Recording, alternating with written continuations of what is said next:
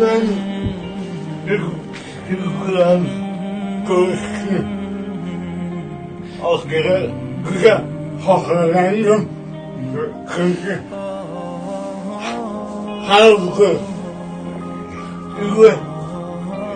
sokakında Allah'a güzel görüştüm. Güzel hazırlandım.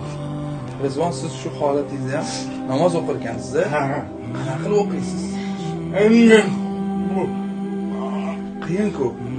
yok bu Allah bunu bize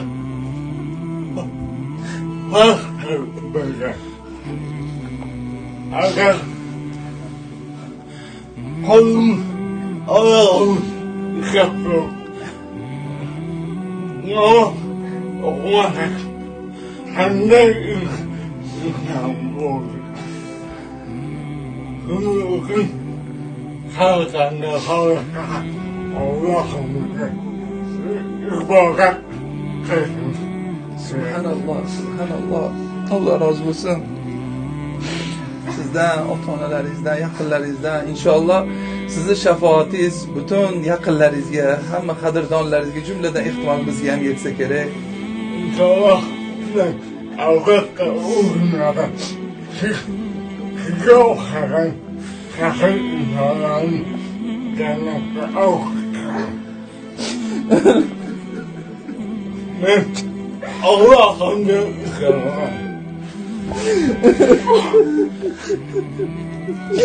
Ya Rabbi, bizlarni kechir Allohim. Ben Allah'ımdan istiyorum. Allah'ım.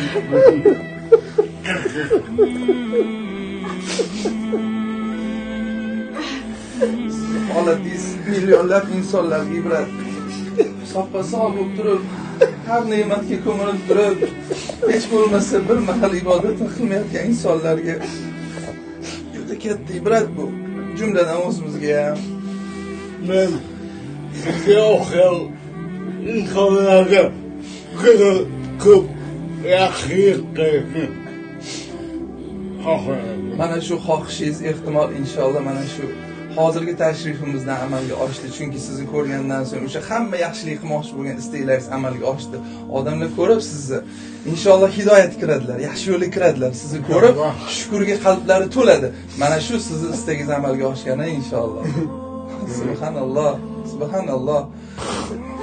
Alloh sizni juda ham yaxshi ko'rar ekan. Siz Allohning suyukli bandasisiz. Mana shu xonadonga